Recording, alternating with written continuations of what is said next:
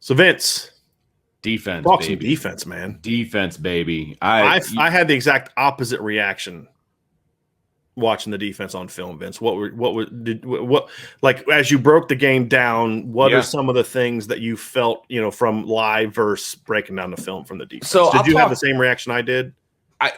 Overall, yes. There were a couple things, that I think they have to clean up. I think Drew White sometimes he's just dropping into an area as opposed to getting to a guy. He's better in man coverage. He is absolutely because he covered that tight end down the seam. Yes, on that first drive, he did a great job of that. Right there, right up underneath that guy. Yes, right. So I think he just needs to clean that up a little bit. And look, we've never said that he's a great guy in pass protection, right? But he just needs to clean up a few things. Let's see if anything else was negative that I can even really come up with. I think the corners are still a little too handsy, which is why they weren't unnecessarily so. Yeah, because they're right there. They're in position to make plays. You don't need that back arm because you're going to get that called every time when you wrap that back arm around his waist. Every single time. They have to stop doing that. If they stop doing that, these guys are going to take off as well. Because I was very impressed with their run defense for the most part. I'm talking about the secondary. They had 2 mistakes in the second of the run game. It was Houston Griffith in space. That one, he should have tackled him for a first short of the first down. Got juked. Do you and remember then the other one was Clarence Lewis not getting the running back on that corner fire. So we've talked about, so what were the keys, right? They need to play a complete game and they need to eliminate the big plays, right? If that corner fire was called perfectly, in my opinion. Yeah. I mean, they ran it right into where the guy was coming. He should have blown that flipping thing up. That was a great play. It should have been a loss. It should have been a loss of 2. At most, it's a gain of 3, right? Yeah. So, he's right there. You got to make that play. Otherwise, it turns into a 32-yard gain because the next play is 31 yards and bam, they're in the end zone. Exactly. Right? If that play hits home for Notre Dame, there's no big plays in that game, right? That's the bottom line. So they eliminated the 60-plussers. Okay, so hey, credit due. So that was good. If they hit that one tackle, they eliminate really the big plays in the ground game too. They really did. They absolutely had a complete game. They didn't let them score for the final 22 minutes of the game. Yeah. And they weren't really they were close. They were driving at the end there. But they were kind of letting them drive a little bit, I think, on a couple of those, but they got 2 picks. But I understand it. I understand. Right. I get it too. They just buckled down though, Vince. They let them drive, but they buckled down and finished off those drives with interceptions. That's the key. If you're going to play that off coverage stuff, then you better be able to make plays out of it. And that's exactly what they did.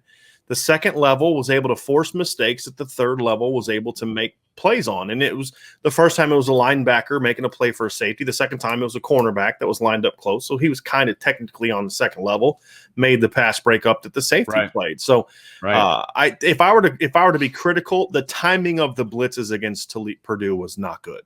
Okay. From the linebacker level. They were really late at times, and the other times they were way too fast, and Purdue could see it and check away from it or get to a hot route away from it. I thought when Notre Dame had troubles defensively, and they weren't often, it was when they got caught in a blitz. And there was a lot of times it was a Purdue linebacker knew it was blitz, coming. And it was just the open season behind them. Because you know what Purdue was doing? They were doing this. Yeah. And they were outrunning guys.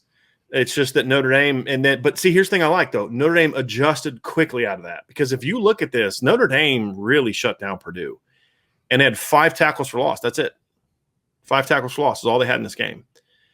But they had a ton of right at the line plays that I thought were good, because he backed off a little bit some of those pressures in the second half. I felt, they were still bringing linebackers, but they weren't doing as much of that, that double inside stuff. They were saying, hey, look, let's cover these guys. And they ate them up. And then in the fourth quarter, or late third quarter, early fourth quarter, he just turned the D-line loose and said, go get him.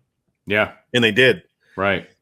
So I was even more encouraged by the in-game adjustments from Marcus Freeman than I even was yesterday, and I liked him yesterday. Vince, what was your takeaway from watching it in that regards from yesterday? Because I thought the game plan was great. They had a David Bell plan. they're like, you're not going to screen us. They shut him down. I will say one thing that I made a mistake on watching the film, and I'll get back to the question I asked you.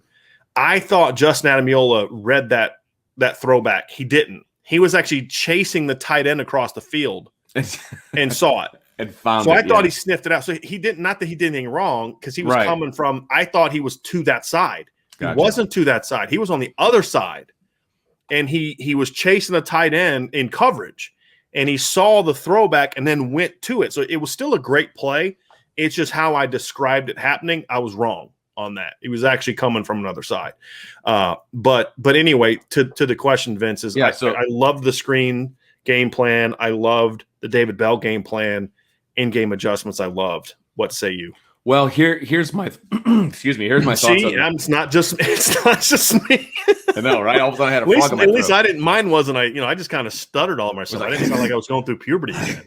Oh, wow. I do have that problem sometimes. I've had that happen to me on the radio show a couple times. Like, I really think Jack Cohn missed that throw. So, oh, that's great. Anyway, what I like from a scheme standpoint from Notre Dame overall that we've seen in 3 games, teams are not going to be able to screen against Notre Dame.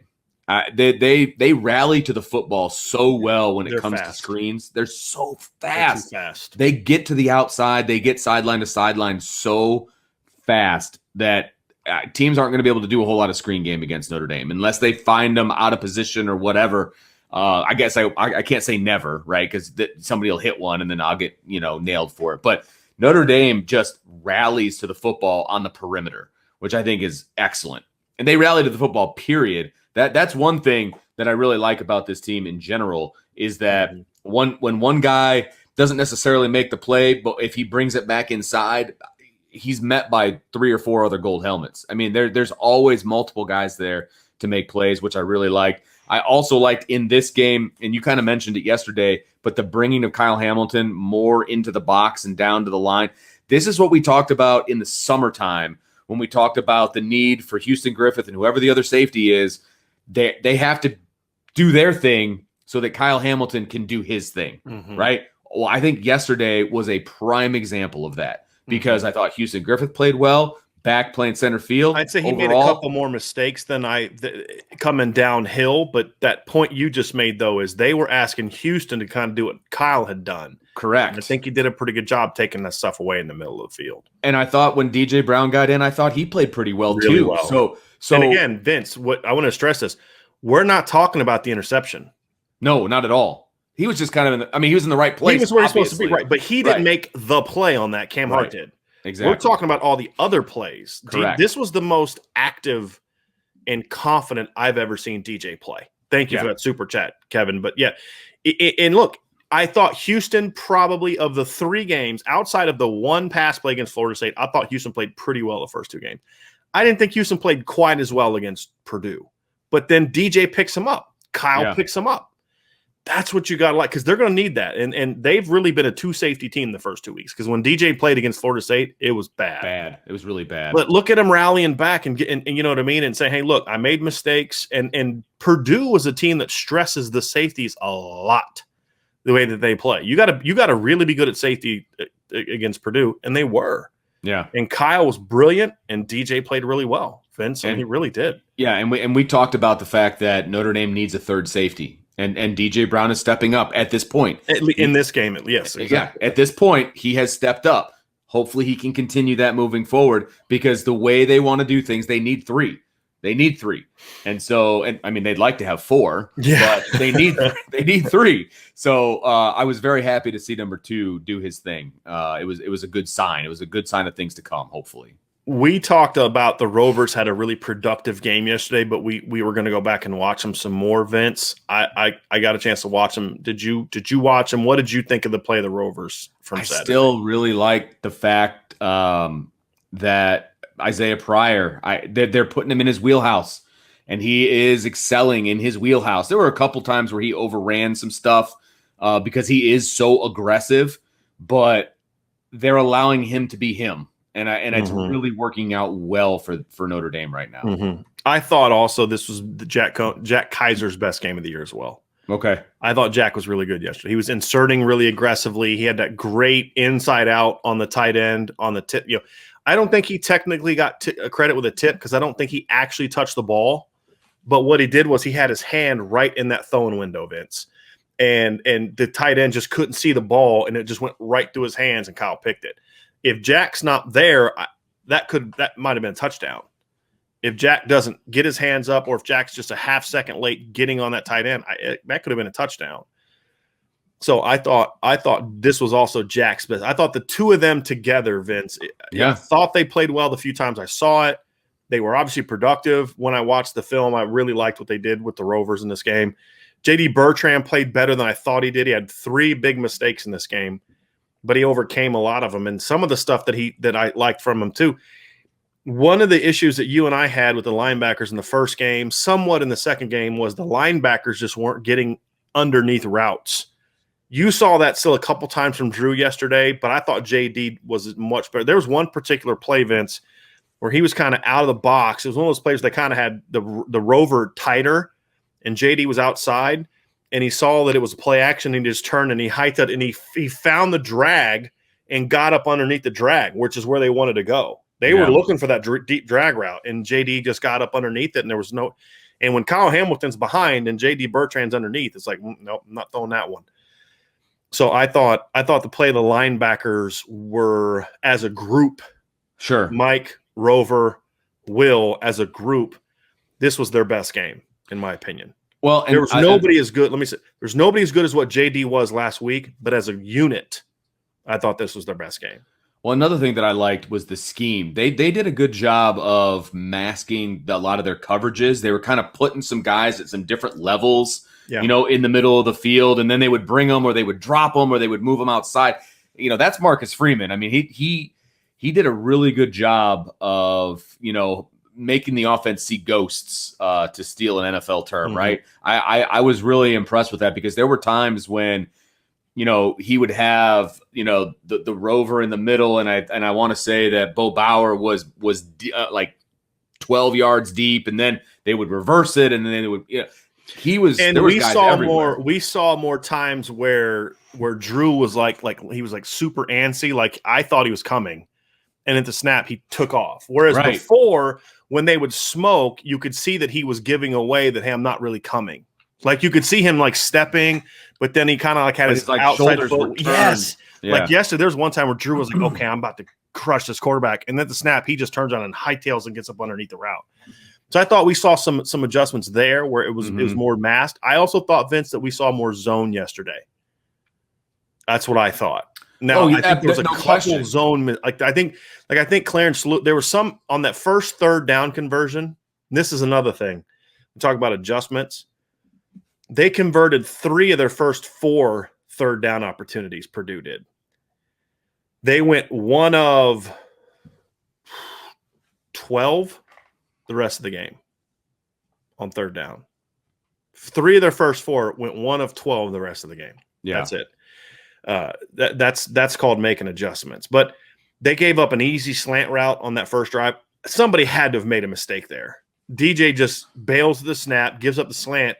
It's like he must have thought somebody was coming up underneath that. And I don't know, maybe they're talking about that first third down. Yes, they just ran a quick, easy slant route. It was like about as easy as you could get. And it's like Cam was off. He was playing off coverage, and it was like it was Clarence. Because that's another thing. Did you notice they had Clarence in the boundary last week? They had Cam to the field.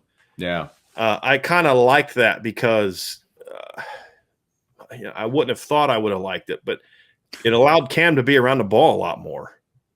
You can't avoid it when he's to the field. Right, because teams want to go to the field for obvious reasons. I mean, but yeah, it was Cam is getting better and better every game. I really do feel that way. And it's not just because I like Cam in the preseason. Yeah. I just think still got a lot to clean up, which he does. The point is when he's making as many plays as he's made, and I hope he's healthy this Saturday.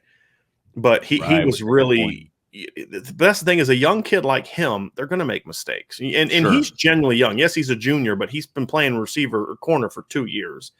And he's never really played meaningful football until this season. This year, yeah. And that was one thing where Brian Kelly was pointing out youth that I thought was a legitimate thing. But I thought, like you said, he really made some big plays. He got beat for a touchdown, didn't let it affect him, came out that next series and played well. But other than a couple miscommunications, it looked like maybe somebody thought somebody was helping out on an underneath thing. I thought the use of the zone in this game was smart because it threw Purdue's timing off. Because what do we say? Purdue likes to run a lot of crossers, a lot of stuff where if you're playing a lot of man, they're going to beat you. And the couple times that they were able to catch Notre Dame and man blitzes early in the game, that's where they had some of their success. Right. Yep. And so Marcus Freeman wasn't stubborn. We're just going to keep doing what we do. He mixed stuff up and said, hey, we're not going to play into their hands. We're going to throw some things off and throw off their timing. And they absolutely did that. I mean, I thought it was about as impressive of a performance as you could make when you consider where this defense came from in 2 weeks. I mean, against Florida State, it's like, oh my gosh, like this defense is in trouble. And then they couldn't finish last week. They gave up 18 points in the fourth quarter. Yeah. And then it was 13. They gave up 18 in the opener. You have 13 31 points last total. Week. I mean, right. And then this week you come out and like you said, pointed out, Vince, they didn't give up a point in the final 22 minutes of a game where Purdue needed to score. Yeah. Because it wasn't like they were blowing them out and then they could just pin their ears back and go get them. It was a competitive game. Notre Dame didn't really put that game away till make it a 2-touchdown lead till the fourth quarter. So I thought that was impressive as well. It was good. I think the defense is still trending in the right direction. They have gotten better every single game. Mm-hmm. First to second to third, they've gotten better. They've done what we've kind of called them to do with our keys and with our, what we're looking for and things like that. Now, there's still some things that they could clean up for sure. Mm-hmm. I'm already thinking about my keys to the game for next week. But they have gotten better every game, and that's all you can ask for. And this defense being as good as it is now and as good as I think it will be by midseason can only help the offense. That's the way I look at it right now. I mean, they're going to have to pick up the offense at times.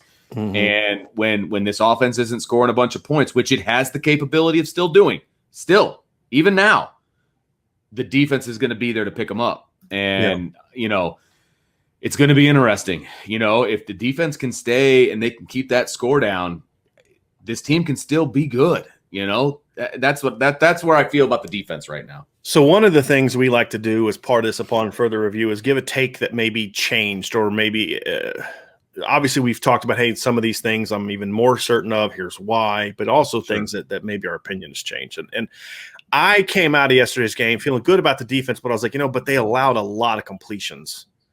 Right. And you look at the stats, Purdue still completed 66.7% of their passes. And I'm like, that's something I like to see change. But then as I broke the game down and kind of started charting plays and looked at the different stats and stuff, they completed 11 passes. So for the game, they completed 36 passes for the game.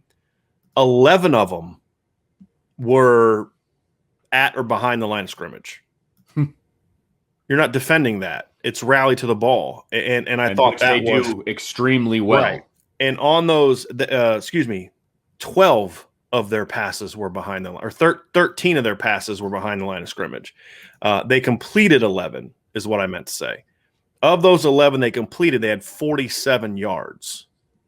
So you talk about how those passes are an extension of the opposition run game. That means on the 11 completions, they averaged little over 4 yards per play. That's good. Mm-hmm. And if you per completion, but if you look at it, per attempt, they had 2 incompletions. It takes it down even more, because then it's 47 yards on 13 attempts, which is, and I'm not doing this in my head, I'm just going to use a calculator, 3.6 yards per play. It would have been impressive though, right? 3.6 yards per play. You say, okay, it's an extension of your run game. Well, you shut that down. And I think that was impressive. They had 23 more completions were less than 10 yards less. They had a grand total of 3 completions that were beyond 10 yards past the line of scrimmage. And you're playing right into Notre Dame's hands when you do that, in my opinion. Right. So and technically, that was Pro Football Focus numbers. I think that's a bad number because they count the 2-yard touchdown pass as one because it was a fade and he caught it in the back of the end zone. I think that's stupid. Yeah, it was really only 2. Yeah. Like regulation. It was the bomb that David Bell was one. Right. And then there was one other that there was play. pass interference on that they declined. That's the one you're referring to? When he was falling backwards and he caught it? Yes. Okay, yes. It came right after that long run. Yes. Right. And then another one was they had a gain of 27 yards, and it was, I think, early in the third quarter? They just caught it over the middle. They beat Notre Dame in a blitz and caught one.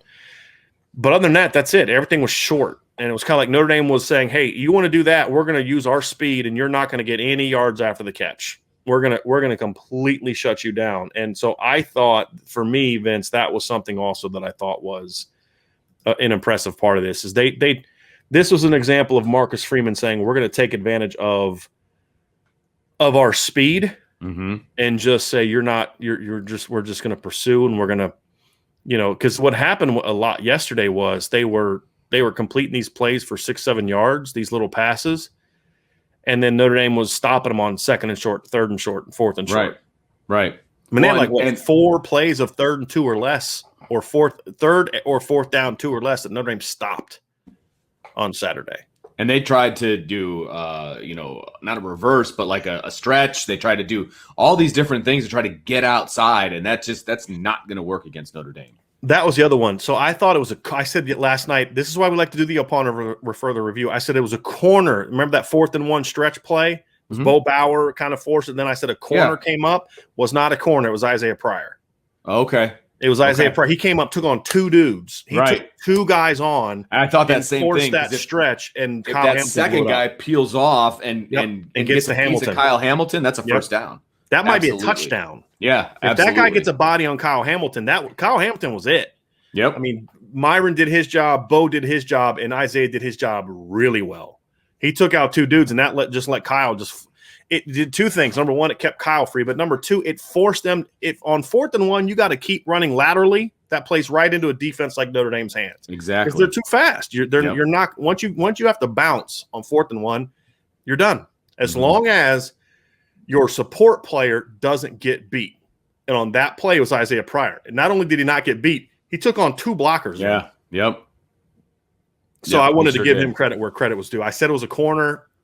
It was the position of where a corner should have been. It was not a corner. It was Isaiah Pryor. And I want to add one thing to your stats that you were talking about with the short passes and everything. And I think, when you said Marcus Freeman is going to take advantage of the athleticism of the guys and all that, I think it was, hey, I'm going to let my front guys just go to town, and it's going to force them to throw short. Right. Because they're not going to have enough time to sit back there and chuck it deep or go through progressions. And they couldn't run either. Yeah, I mean, every time they tried to run on 3rd or 4th and short, Myron blew it up, or the previous play. But they had that success on the early 3rd down where JD just overran the play and let the guy cut right back in from him. But then they tried to beat JD out in the perimeter 2 more times on those plays, and he blew both of them up.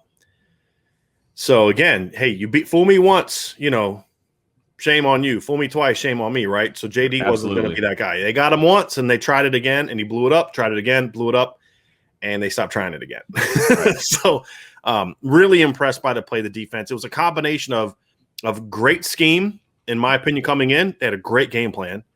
I thought it was a game of where they made a lot of in-game adjustments. What's working, what's not working, what are they trying to do to us? I thought that was really good.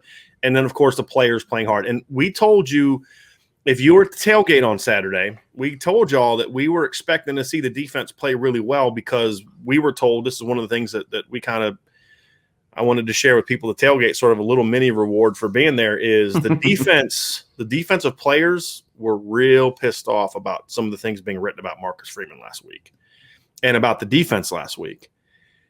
And they had a little chip on their shoulder. Kyle Hamilton confirmed that after the game. Did you hear that comment, Vince? He was like, they heard the noise, right? And they used it to motivate them to go play better. So now I hope that they take the fact that they're 6 to 6.5 point underdogs of friggin' Wisconsin as a personal insult that they try to go get fired up about. But, Vince, those are kind of my takeaways from the game. Christopher Huron, thank you very much for the super chat. I appreciate that very, very much. But Vince, any other thoughts, any other takeaways from this before we wrap this thing up? No, I think we pretty much hit it. I mean, it was It was pretty much what I expected, outside of a couple little things here and there, and some good and some bad, etc. Look, again, moving forward, this team can still score. You just have to hit it, and they're going to have to take advantage of those opportunities. And I think the defense is going to keep Notre Dame in every single one of these games. It's just going to be up to the offense to put some points on the board. They have the ability to do it, but I love what I'm seeing from the defense. Defense is going to keep them in every game. I firmly believe that. I do. Yeah. So defensively, to wrap up, even more pleased with what we saw. Oh, than yeah. we did live. Oh, yeah. Offensively, for me, I think me more so than Vince. Yeah, I was even more unhappy with the offense after watching the film. I think more so even than Vince was. So, yeah. It was. I'm concerned. I'm concerned. That's fair. Yeah.